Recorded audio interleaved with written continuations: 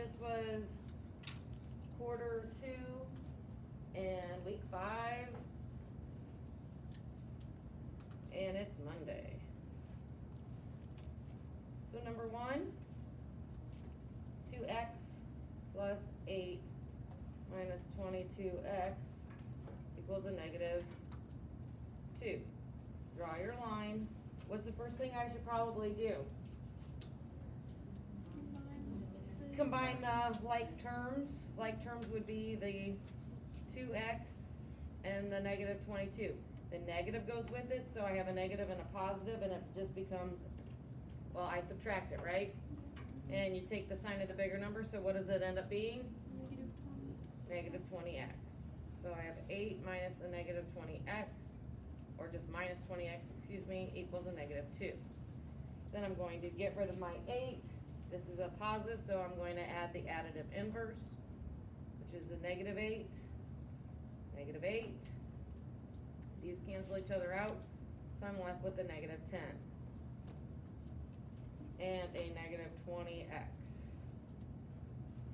So then I box up that x and divide by 20, a negative 20 on both sides. So x actually equals 1/2, and it's positive because a negative divided by a negative is a positive. A basketball team posts player foul shot ratios. John made 18 of 19. Jim got 5 out of 8 in, and Joe wrote 0.94 repeating. Who was the better shooter? So you're finding the unit rate. I want you guys to write that this is a unit rate, because that's what this chapter is about. So we've got John, who is 18 out of 19. Once you do that, you have to do the division, right? 18 divided by 19. And once I divide it, I get 0.947. Then I take Jim, who got 5/8. You take 5 divided by 8, and you get 0.625. And last but not least was Joe, and he wrote 0.94 repeated. So Jim is out of the question, right? Then if 4 is repeated, I would have another 4 here.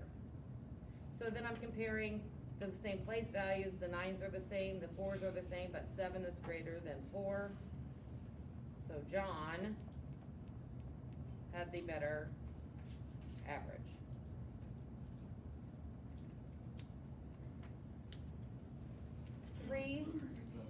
I'm sorry? Yes. The bar is over the 9 and the 4, so it should have been 9-4 repeated. And not. Oh, it is, thank you. So then it really isn't John then, is it? So it's 9-4. So it's really Joe. Thank you.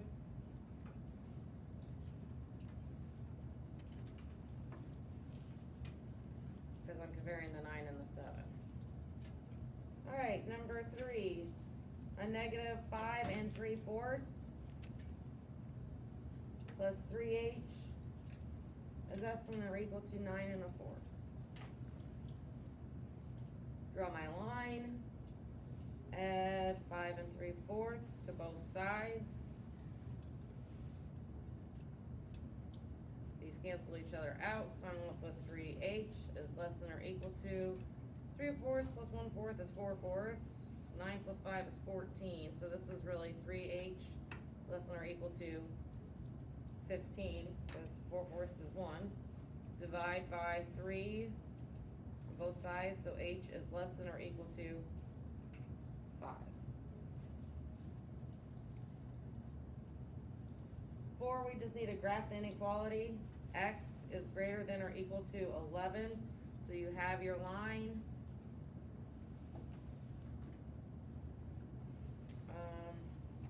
We'll just make it 9.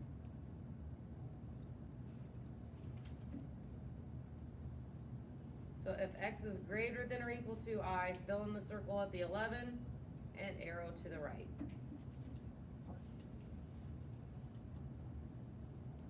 Five, write an inequality for x that would give this isosceles triangle a perimeter of at least 137.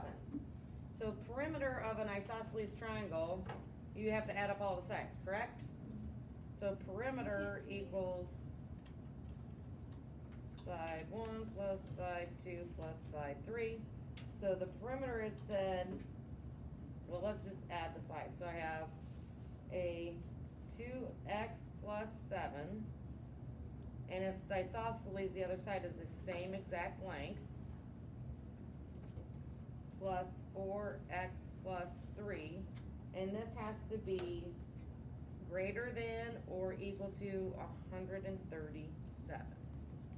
Guys, see how I set that up? Because an isosceles triangle, this side is the same length as this side, so I have to write that one twice. I could have written it like 2 times 2x plus 7. You could have done that too. Plus 4x plus 3. Either way, it would have been fine. I'm going to combine all my x's though first. Well, let's draw my line. 2x, 2x, 4x. 2, 4, and 4 plus 4 is 8x. Then I have 7 plus 7 plus 3. What's 7 plus 7? 14. 14 plus 3 is 17, right? Is greater than or equal to 137. And that's it. That's all I have to do. I didn't have to do any other solving. I just had to make sure I combined my like terms. If I would have done it this way, I would have been 2 times 2 is 4x, 2 times 7 is 14, plus 4x plus 3. And then I would combine my 4x and 4x, which is 8x, and then 14 and 3 is 17. And it would still be greater than or equal to 137.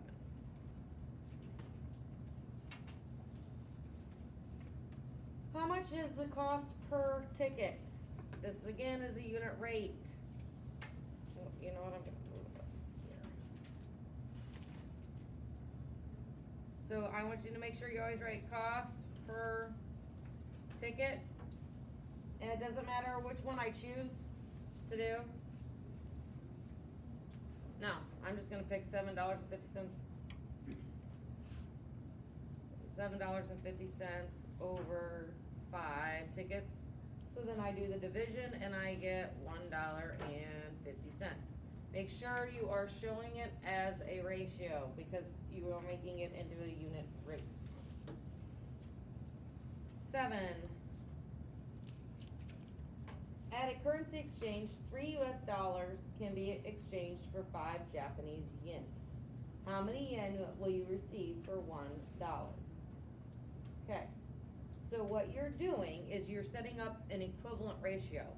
So 3 US dollars to 5 yen. I want to go down to only 1 US dollar.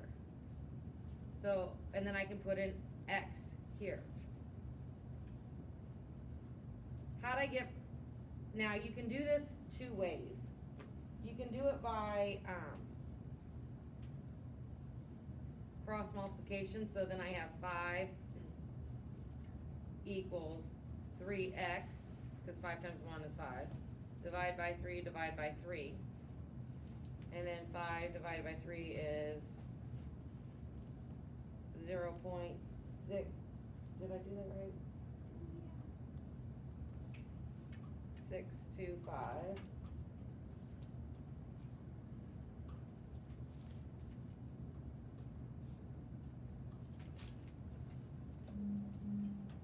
Oh, I didn't hit the equal, sorry.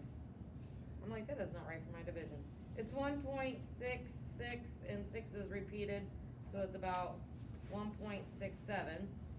Another way that you can look at equivalent ratios, when we get into this chapter, is what you can see, how'd I get from 3 to 1? It's either multiplying or dividing. What did I do to get from 3 to 1? I divided by 3.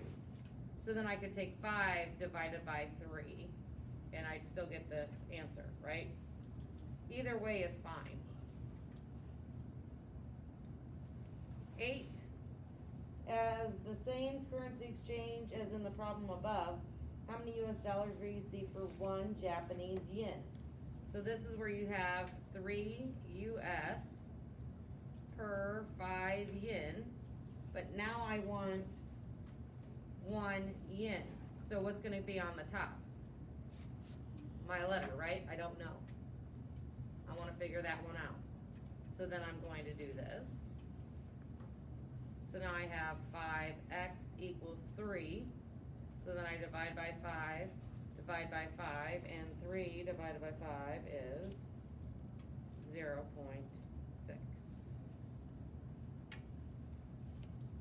Or again, you could say I got from 5 to 1 by dividing by 5, so I have to take 3 divided by 5.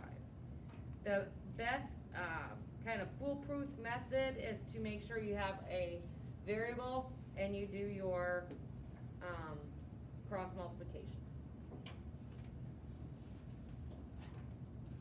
Go ahead and take a picture of it and submit it to today.